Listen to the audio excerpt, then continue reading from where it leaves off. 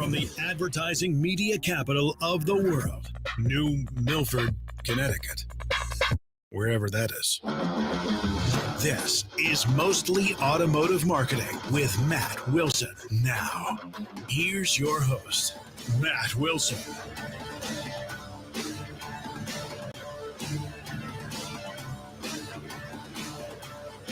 Yes. Good morning. Welcome to Mostly Automotive Marketing with Matt Wilson, live on Friday morning. I'm Matt Wilson. I hope you had a good week. Close of the month coming up. Is it today? Is today the last day of the month? I don't even know.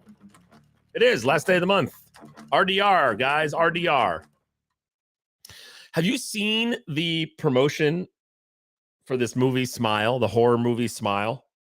Maybe you didn't even know it was a promotion, but if you were watching some baseball last week, you may have seen that there was this creepy woman. I think it was the Oakland Athletics game. This creepy woman standing behind home plate, or in the stands, front row behind home plate. So you're in the camera shot. And she was wearing a T-shirt that said "Smile" on it, and she had a really creepy smile on her face. And she just stood up and had a creepy smile on her face, like the entire game.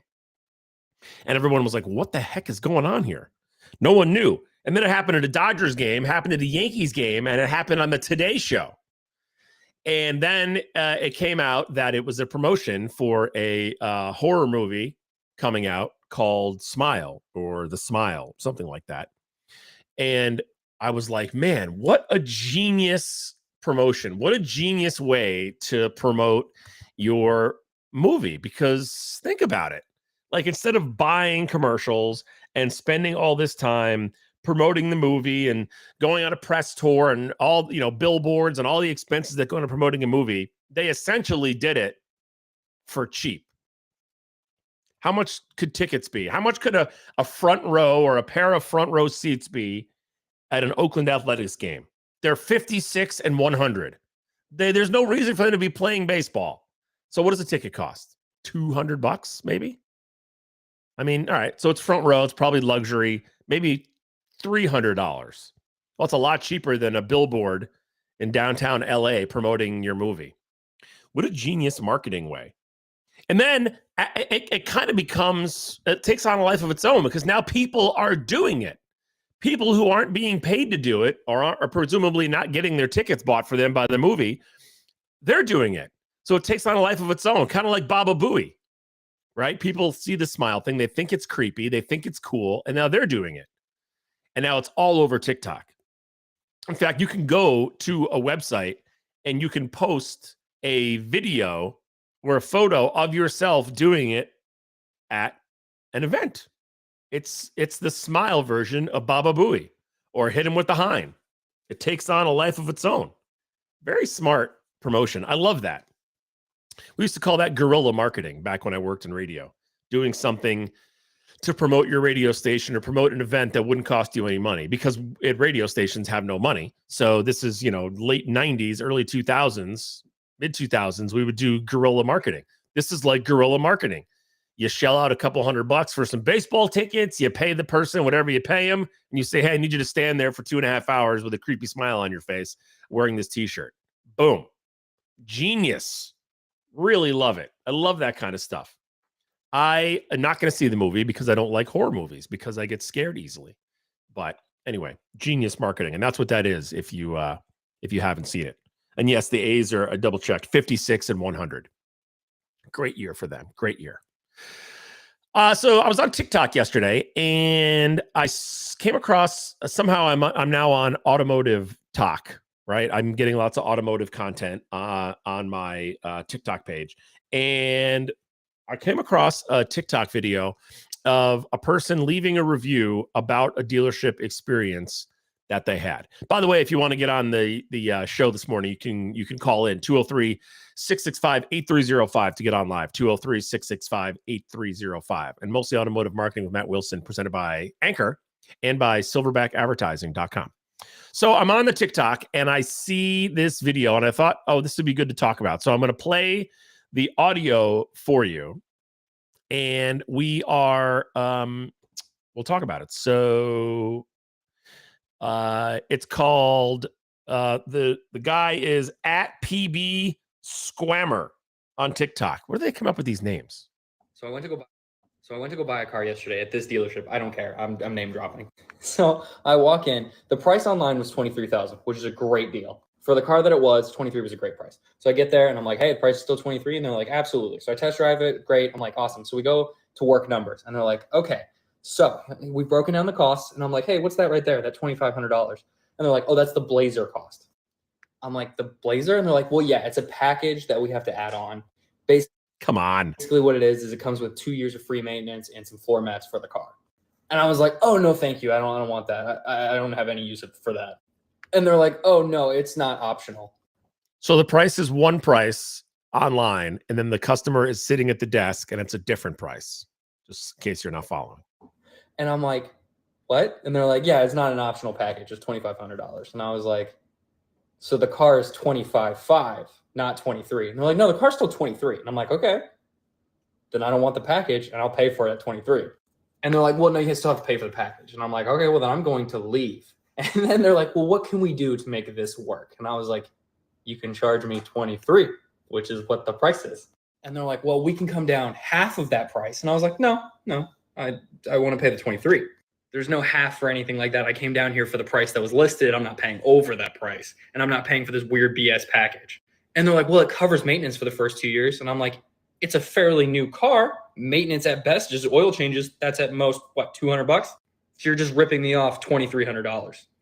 And they're like, well, it comes with floor mats. And I was like, I can get floor mats for $50 on the internet. I don't need those floor mats. And then the best part is, after we have this argument for a while, they go and get the hire manager. And then after he comes, he's like, all right, well, let me go speak to my boss. And he leaves. And I'm sitting at the salesman's desk for like 20 minutes. And then after a while, the salesman goes, are you waiting for something? And I was like, yeah, for the sales manager to come back. And he goes, oh, he's not coming back. I was like, what? He's like, oh, no. I love that. Oh, he's not coming back. No, he went home like 20 minutes ago. I was like, he just left. Like, this dude was like, he's not making a deal. I'm just leaving. He said he was coming back, and he just didn't. So weird. Crazy. I mean, all right. So the methodology behind that, I'm assuming, I don't know the store and I don't know the people at the store, but as having spent plenty of time on the ground as a marketing director at a group, the methodology behind that is the car online is $23,000, right? But they're selling it for $25,500. So why is it 23 online? Well, so it shows up on cars.com and Auto Trader, and when people sort by price, or they see what that car is being sold for at other dealerships, they undercut that price and put it online at 23. So you're on cars.com and you see two cars and you go, oh man, this one's 23. Why is that one 26? Crap, I'm going to get the 23 one. So the dealership wants to get you in the door. And then when we get you in the door, then we'll just crank it to you, man. We'll tighten the screws until you buy the car. You already want the car. You're already hooked on the car. You test drove it. You like the way it looks. You researched it online for 2 days before you came in. And oh, by the way, it's $25,500. Well, the hope is you're already in love with it and you're just going to be like, all right, well, I guess I'll get it. But that is no way to conduct yourselves. There's a store in Connecticut that does that, and it is totally dishonest. And if you read their reviews of the store in Connecticut, not the store that PB Squammer was talking about on TikTok, but if you read the reviews on the store in Connecticut that does that, they are not favorable. People don't want to be jerked around. And listen, I love the automotive industry. Love it. Been in it for 10 years now. It's fascinating. It's interesting. I love it. And there's this positive vibe out there. There's the group in automotive that wants to elevate us and help us rise. And it's a people business. And I agree with all those guys. But the fact of the matter is there are dealers out there who do not care about the industry. They don't care how we look to the public. They don't care that it's a people business. They just want to make money and go home. And that's fine. We're all working to make money. We're all in business to make money. I get it. And I get the movement that's out there. the Automotive State of the Union and Kyle and Paul and Matt and that whole gang. I get it. I understand. We want to be positive. We want to elevate our industry, change the perception of us. But the problem is those of us that agree with that, the good dealers, the good agencies, the good people, it's not about us understanding. It's about the dealers that are on the bottom. It's about the profit first, don't care about the people guys. It's about the dealers that just don't give a shit about that stuff that we have to talk to. And they don't want to hear it. Like this dealer that PB Squammer was talking about. They want to sell that car. They don't care if it gives them a bad reputation. They don't care if a salesperson doesn't like doing it and quits in 6 months. And I don't know, maybe it's the part of the country I'm in. I'm in New England, and I'm saying a lot of those dealers are probably in New York, Long Island, New Jersey. And luckily for me, none of my clients at my agency are like that. I've got really good dealers. And sometimes I'll pick and choose who I work with because I want to work with really good dealers. And I have friends that are really good dealers, and I know lots of really good dealers, but there are lots of really bad dealers. And unless those dealers make changes, there's no way that we can change the perception of our industry in the public. It's those dealers that hold us back, and you can't change it. So listening to that video, that guy, I'm assuming, did not buy the car, because I would not have bought the car. I've been in similar situations. I've talked about it on the podcast before. I think I did a whole episode about it, about an experience I had at a Jeep dealership. You can go back and listen to it if you want. I forget what it's called. You can go back and listen to it if you want. It's called, I'm trying to look up what it's called, where I had a similar experience. But the bottom line is those dealers, we have to, those guys don't care. I don't know what we do about that, but those guys just don't care. If you want to get in on the podcast and you have anything you want to say, you want to get on live, the number is 203-665-8305. It's 203-665-8305. Coming up in a few minutes, we're going to talk to Wendy Reeves about what's going on in the world of BDC and some ways that our BDCs can perform better. And, I'd like to talk about how dealers think about their BDCs. I also want to mention, I saw on, actually, let's answer this call first, then we'll get on to the next topic. Hello, you're on the show. Who's this? Oh, you're not on the show. Hold on. What? Wrong button. Salby. There we go. Hello, Dave. Who? This is Dave Stalvey, trying to get through some technical difficulties with the MMAMW show. Got it now. Dave Stalvey, automotive industry professional, finance manager, sales manager, wholesale guy. He's done it all. What's up, Dave? What do you want to talk about? Well, I can speak directly to this issue because I actually left an organization for this issue. Okay. And look, I don't know regionally how this plays out nationally, but I can tell you in our region, this happens a lot. And I remember sitting in a meeting with a dealer principal, an investor, a group of sales managers with this new organization that bought out my previous organization. Mm-hmm. They're putting together the sales plan. They're getting input from the managers that are currently there. And they say, hey guys, we got this great idea. We're going to put the prices online, $5,000 lower than everybody else. And then we're going to write the deal as soon as they walk in. Then we're going to ship the folder to the finance department. And all you finance guys are going to have to keep it together and explain the destination charge, the certification charge, the prep fee, the maintenance fee. And we're going to actually be getting all that money back. This is great for you guys. We're going to pre-pack it all with back-end product. It's going to look great. And I raised my hand and I said, guys, this is not sales. We are in the automotive sales business. This is not sales. This is snake oil. I was like, if we want to advertise a lower price online and then put, we have to add back in the rebate. This includes all incentives. Whatever you want to do, that's fine. I said, but actually pre-packing all this stuff, discounting the price, and then expecting your department to kind of pick up the pieces, and then everybody scrambles like cockroaches when the customer raises their hand and says, hey, this is a problem. That's a bad look. I was like, why are we going to try to alienate hundreds and hundreds of our customers monthly to try to make the same money we would make if we just advertised our pricing honestly and were upfront with the customers. And it was like I was speaking to a room of crickets. Everybody goes, wait, what? You can't do that. Nobody will come in. You can't advertise that price. Nobody will come in the door. And I said, right, but if that's the price of the product that they're purchasing, then why are we trying to hide it? Yeah. Nothing. I got nothing. So I actually ended up leaving that organization after these policies got instituted because I said to the guys when I left on my exit interview, I said, look, I don't want to feel like I need to take a shower when I leave work because what we're doing is not actual sales. Yeah. I want to sell a product. I want to offer value to our clients, and I want them to refer people back to us. I don't want to go into a fist fight every time I have a conversation with a client. That's not sales. Yeah. So as soon as you started talking about this topic and I heard the consumer speaking, I'm like, you know what? This is something I have to call in about because unfortunately, I feel like there is a trend, or there has been a trend, at least recently in our geographic area, that this is a way to get people through the door. And I think there are better ways. Partner with better marketing people. Use better ideas. Use your social media better.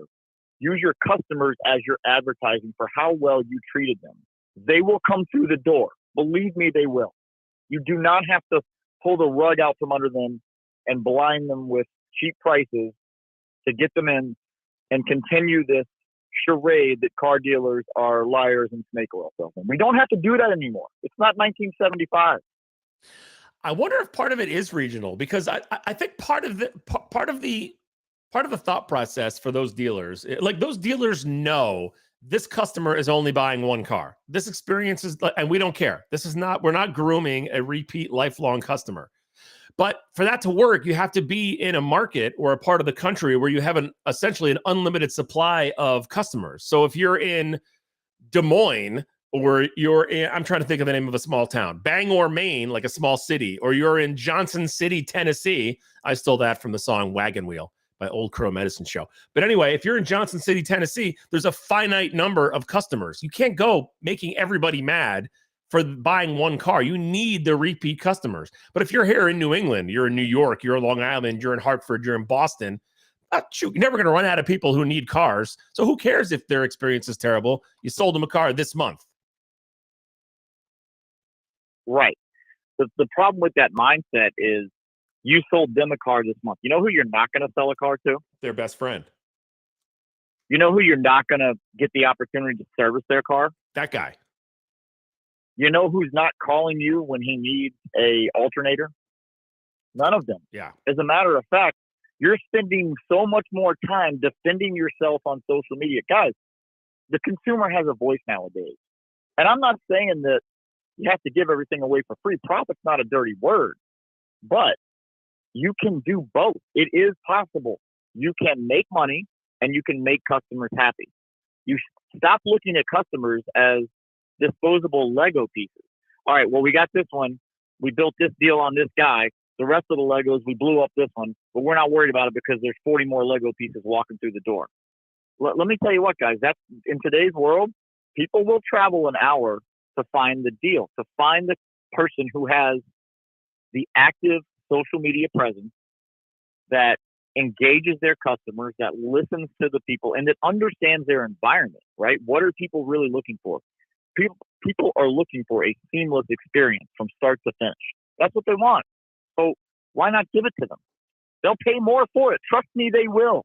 If that's your concern, give them good service. And people, our selling feature used to say, look, we're 100% transparent. You're going to know exactly what you're paying and exactly what you're getting from the time you sign the buyer's order until the time you walk out of the door.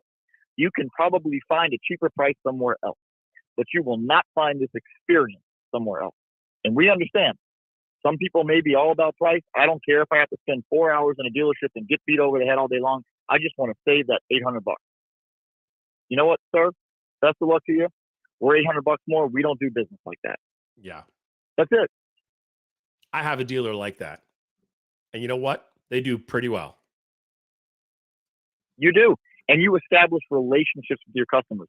Who wants to go to work and have to defend your business all day long and your practices. I would much rather go to work in an environment where my customer walks in smiling and says, hey, good to see you guys again. I brought my cousin with me. He's looking for this. See what you can do for him. That is how I want to live my life. And that's how I feel like all sales should be, whether you're selling furniture, whether you're selling a tractor, whether you're selling jewelry, whatever it is. It should not be an adversarial relationship. It should be, here's what I have to offer. Let me find out what you need and let me fit the products I have for what you're looking for. And we can do it together. This is not rocket science, guys. Dave Stalvey with the first Lego analogy of the month. I appreciate that. And I apologize for calling in and blowing up your show, but this is something that I feel like I'm very passionate about, and I feel like more dealers in general, at least in our geographical area, need to understand we can do it. We can be profitable.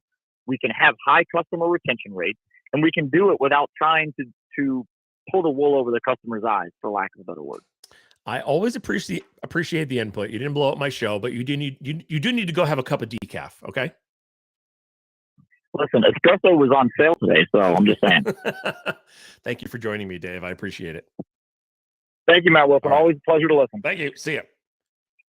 All right, we'll take a quick break and we'll come back and we'll talk to Wendy Reeves, founder at BDC Angels, talk a little bit about what's going on in the BDC world. Back in just like a minute-ish. If you're thinking about starting your own podcast, let me tell you about Anchor. Not like the anchor that comes off a boat that helps the boat stay in place by like landing on the bottom of a lake or an ocean.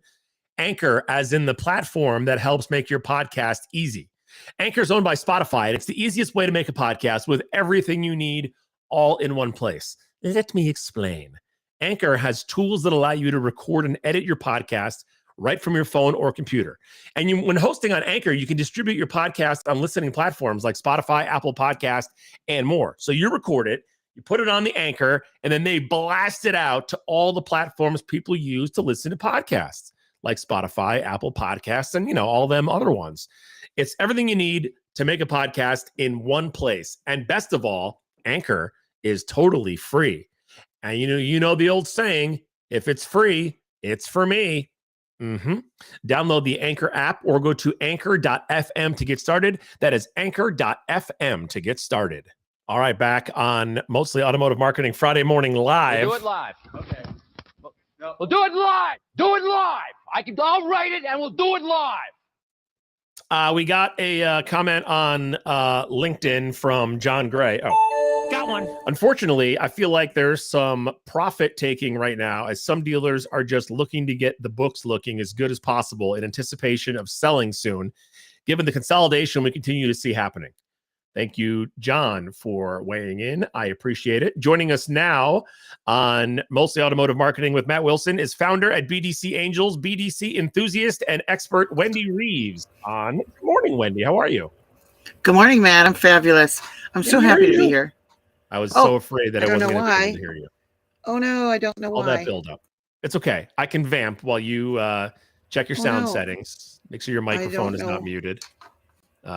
Maybe the settings on your laptop. See, this is what happens when you do things live, but it's okay. I like doing things live. It's because it's a radio thing. Radio's the way to do it.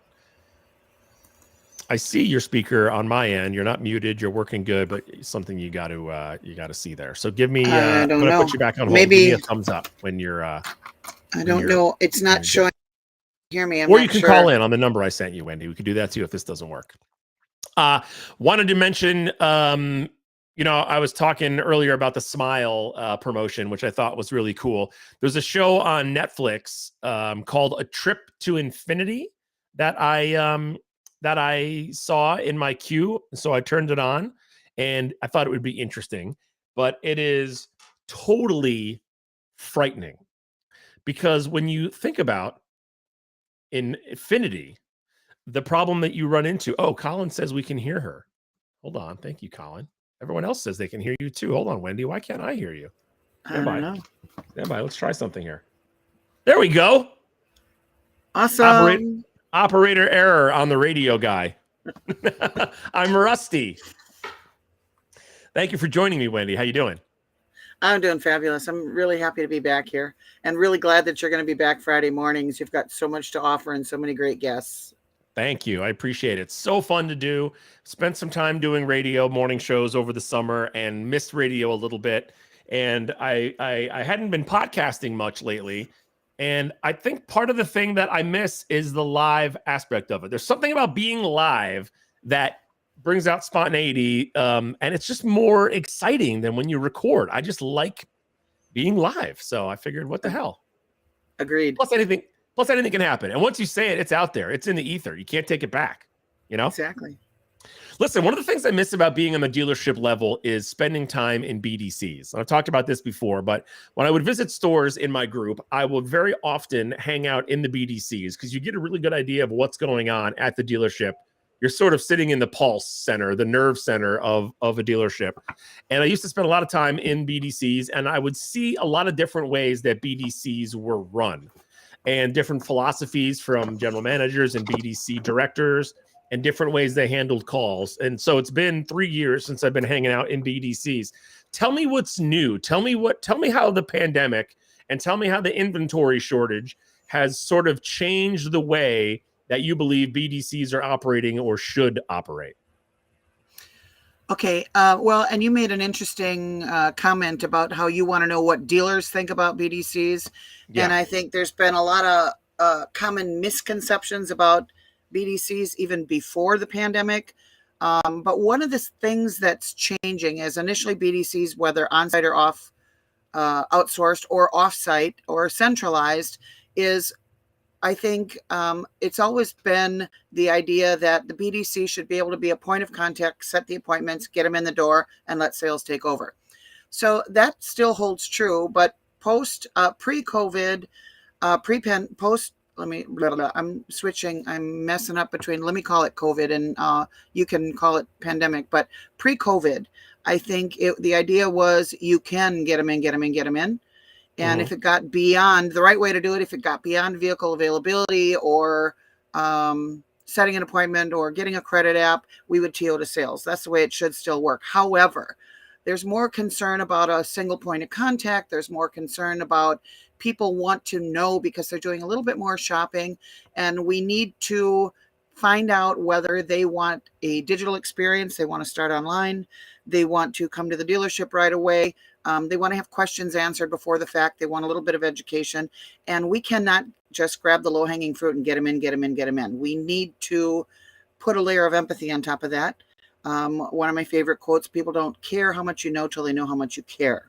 So we are the first point of contact in many cases. We need to let them know that we empathize with their concerns. We may not all be in the same boat, but we're all in the same storm, whether it's COVID, whether it's recurring COVID cases, whether it's staffing, whether it's vehicle inventory shortage, right?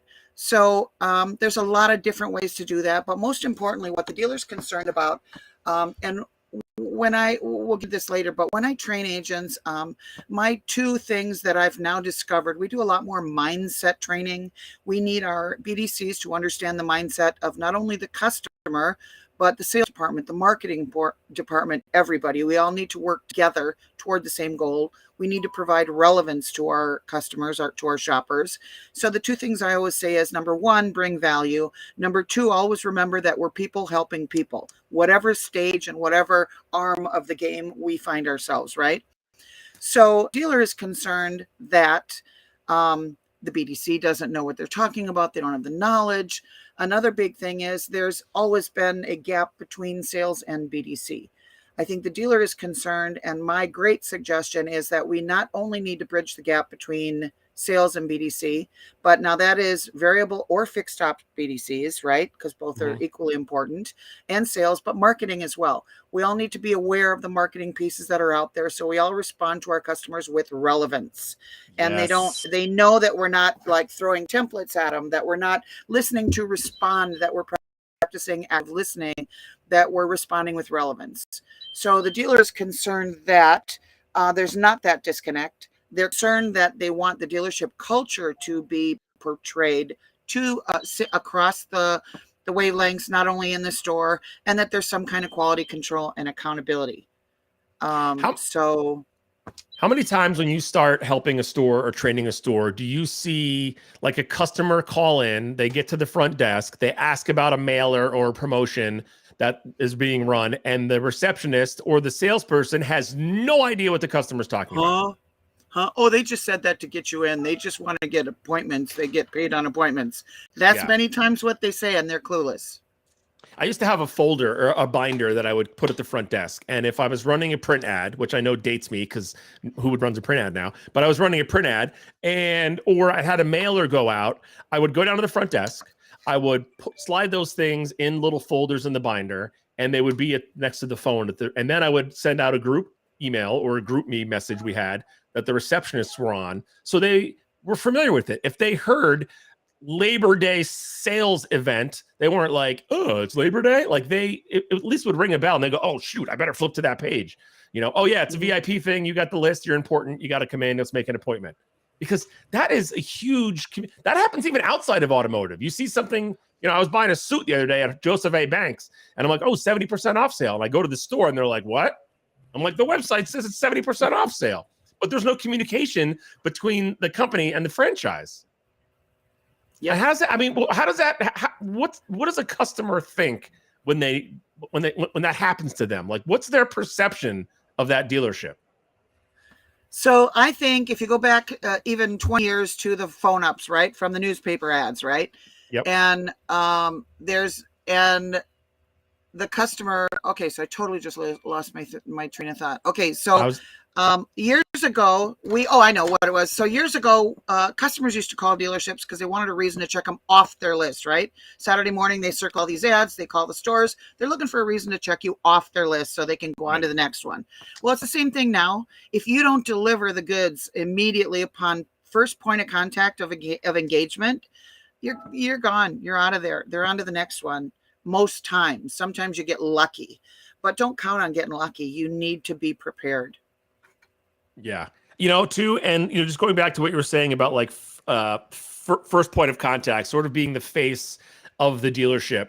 How important is it that person is smiling or cheery, or like, you walk into a place of business and the first person you see, you can tell is miserable to be there. Like that gets you started. The customer started on it like, oh boy, here we go. Like, how important is it to do that? And how do you train somebody like, dude, could you be happy, please? Well, it's still the old smile while you dial. Put a mirror in front of them if they're remote or sitting in a BDC. If they're in person, same thing. That mindset, again, going back to that, they have to make every single customer feel like they're the most important one of the day. And you have no other customers, that their points, their interests, et cetera, are vital. And you have to absolutely nail it and I always tell them when you go to work or wherever it is, it's like something I learned in training years ago as a server in college. It's like you're walking onto a stage and you have to have that. You can't fake it. You have to smile. You have to realize that they literally can see your face and your body language in person, but even over the phone. And I even make gestures when I'm training on Zooms and on phones. I do all that and I get in zone with the customer. It has to be full of excitement and exuberance. And you have to have the same excitement for your dealership to sell the sizzle to your customer, to sell the why buy from us, because we're the best out here and we're going to take care of you. What about the BDC's location? Is there an advantage? Is there a disadvantage? Does it work to have an outsourced BDC through a company, maybe to have your in-house BDC that's working from home? Talk to me about your thoughts on that. Okay. So it's all in how you manage it, first of all. And you absolutely, I wrote down a couple of points. You absolutely always have to have buy-in from the top, from the DP down, not from the GM down, because they wear lots of different hats, not from the GSM or the internet director or the BDC director, whatever, starting at the top, because you have to walk the walk. You can't tell your people that you want them to do a certain thing and expect they're going to do it if you've got doubts and they can read it all over your face. So you have to have that connection. Now, what dealers worry about with remote, or centralized is that disconnect. So there's lots of different ways you can do that. You can do an outsource, and there are several, many of whom I'm hoping you're going to, and I know you're going to have on your show, but there are several that have that connection, and it's very easily done. Any one of us can tell you how to do that. You can have a manager who is a direct connection to that outsource or work from home or whomever. Use your favorite messaging platform, Slack, Google Chat, WhatsApp, whatever it is. They don't have to be in the store as long as you treat them as if they're in the next room. Okay, now this includes centralized. Many dealers are acquiring new stores from those that are going out of business, and they have centralized BDCs. And I've gone in to train several train the trainer ones there. They scale so fast that they don't put enough training in. They don't have accountability measures. They don't they don't measure what they're expecting, what they want to, how they want to perform. And what happens is there is loss of, if you do a TO, right? You don't get a response. Nobody's on it. If the customer waits, they're gone. So you have to have, and I thought of another way this morning, you can have a manager that you're sending a direct message to if you've got someone on the line, you need an answer. Or another great idea for those that want to have a hybrid model, whether you go outsourced or whether you hire your own team to work from home, maybe a boots on the ground lead BDR or somebody that if you need to do a TO, that person can jump up from the desk and run to the tower and say, hey, I need you to smell this car to see if it was a smoker's car. I got somebody hot about it. I got a soft close on appointment. I need you to go do that. So that's a good way for those of you that are leery that it can't be done remotely from a messaging platform. So lots of different ways to do that, and many of us who can educate you. I think there's also, part of the process that's important that you mentioned is buy-in from the sales desk, from the sales tower, because I can think of a situation where, okay, let's say there's a direct phone line. The BDC is centralized in the company and they handle 7 stores or whatever. But there's a direct phone line from the BDC to the sales manager. Hey, I got a guy on the line. He wants the price on this, or he needs this, or can you send me this? If the sales managers or the BDC, the BDR, who is the boots on the ground person, doesn't treat that person like they walked in the front door, then having the centralized BDC or the outsourced BDC doesn't work. It's got to be managed from the inside correctly, or you're just setting yourself up for failure, essentially. Exactly. And that's why they're to a mindset. You send a guy out to go check a car and he turns around and has a fresh up walk through the front door. Forget it. Yeah. He's going to handle the warm beating heart that's in front of him that he wants to sell a car to. And you and your customer are going to wait. Yeah. So much of it is training, even from the sales manager standpoint, management training. Like I come from radio, and the general manager or the sales manager at a radio station was often the best salesperson who was then promoted to that management job. But being the best salesperson doesn't give you management experience. You don't all of a sudden know how to manage people and processes because you were the number one salesperson for the last 5 years. And that happens a lot in our industry where their sales manager gets promoted, best salesperson, but they don't have the experience to understand some of the intricacies of process and how to manage people and how to handle those situations. And I think these types of things fail as much because of lack of training on the BDC side as on the management process side of things as well. You think so? Agreed. Same? Absolutely. So from a BDC training standpoint, let's say you're hiring somebody, and we kind of go through this sometimes at our agency. If you're looking for someone, or a BDC is looking for someone to hire, what do you think is more important that their skill set is? That they understand the customer service, the smile while you dial mindset, or that they understand our industry? Or can you train one but not the other? I think all of the above are important. I think that something that's very, very important too, especially if you've got people that are remote, is you can train, but you have to make sure that, and I've talked about this before, you have to get BDC. You have to have the ability to have the facts and the process and the knowledge and some product knowledge, culture, etc. However, you can't be a black and white thinker. You have to recognize gray areas and be able to pivot and be able to be spontaneous and again, respond with relevance and accuracy. And then again, that stuff has to be measured, and you have to listen to call review daily to know that they're representing your business the way you want them to, wherever they're calling from. So I think that's huge. The ability to be able to spontaneously Stay on the topic, address the customer's concern. But probably number one, let me back up a minute, is probably active listening. I tell them, so we're going to teach you word tracks, this, that, the other. But the most important thing is that you're having a conversation with the customer. You're not just reporting what you know, because they don't, again, until they know that you care. So listen to them, have a conversation, establish rapport, find out what they're trying to accomplish. And the most important thing, if you come up with resistance, I'm not interested anymore, I'm just looking, ask the question. May I ask, what's holding you back? Yeah. Let them tell you what their objection is. Then you can address it with a rebuttal and get them in the door. Wendy Reeves, BDC enthusiast, expert, and founder at BDC Angels. What about this philosophy? Is a BDC agent selling a car or selling an appointment? They're definitely selling an appointment. We sell appointments, not cars. Does a BDC person need to know, like a customer calls and asks a question about, does this car have Apple CarPlay? Does this car have little windshield wipers on the headlights? Like, what is the BDC person's level of training or vehicle knowledge that you think is important? Well, I'll tell you, we've changed that post-COVID, and actually in the last month, since the retention of various agents, once we put them live, we find out that they're not able to navigate around the website, right? So we've spent 3 days this week on the website for a new car dealer. We've spent 2 days actually on product knowledge for the new vehicles and how to everything, all the tools at their disposal on the website and at the OEM site and the used cars. And we ask random questions, role play for a solid 3 days to make sure whatever question that customer asks, is it already in the pictures and they missed it, or they wanted to pick up the phone or send an email and not do the work? Is it something that you can look at? What about a Carfax? We spend a lot of time on how to read a Carfax, right? Because people misunderstand those. Minor collision, well, what's their airbag deployment, et cetera, how to work your way around that spontaneously. So I think a little bit more product knowledge, more so where to find the tools on the website, are of the utmost importance in today's world.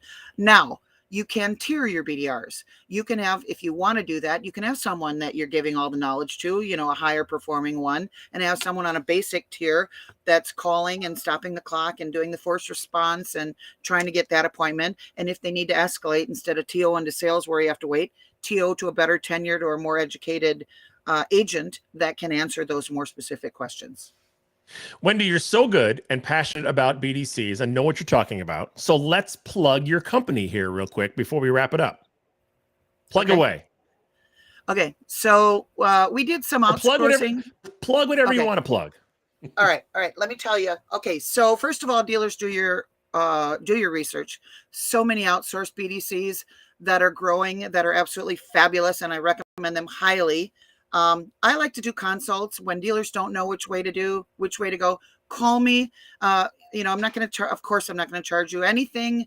Whatever you want to know, call me. I'll give you options. And when we brainstorm, when we collaborate, we find solutions based on, your own dealership. What we do, a lot of things now, is a lot of independents that have a bunch of stores and franchise dealers. They'll call us. We will hire and train dealers teams for dealers to work from home, and a bunch of hybrid models. And then we will teach your manager on site how to manage them. And we will stay along for the ride just to give you a little shot in the arm or a little assistance when you need it. That's what we do best. We do a lot of train the trainer, that kind of thing. So search up Wendy Reeves on the LinkedIn. That's the best way to get a hold of you. Yep. Or I tell you, bdcangels.com. Your phone and computer back there banging and bonging and ringing and making noise. So I feel like you got some appointments to schedule. So we'll wrap it up, let you get at it, and I appreciate your time. Sorry about that. Thanks, man. No problem. It's all good. Thanks, Wendy. Have a good one. Take care. You too. Wendy Reeves joining us here on Mostly Automotive Marketing with Matt Wilson. I love doing it live. Live radio is so much fun. Live podcasting is fun. You know the old Bill O'Reilly thing where that nut job, he used to be on I forget the show, Entertainment Tonight, maybe, or one of those entertainment shows, I guess. And he freaked out, and the clip came online. We'll do it live. This clip, remember this? We'll do it live. Okay. We'll do it live. Do it live. I'll write it and we'll do it live. I edited out the swears there. But so anyway, I love that clip. It's hilarious. And then I saw on the TikTok that some guys used it and made a song out of it. And it is hysterical. So I will leave you with that. I can't do it. We'll do it live. Okay. We'll do it live. Okay. Do it live. I'll write it and we'll do it live. Fucking thing sucks.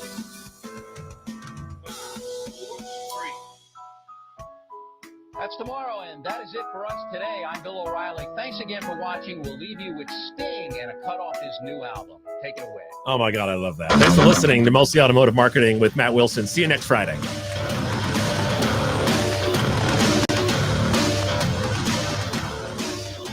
Mostly Automotive Marketing with Matt Wilson is brought to you by...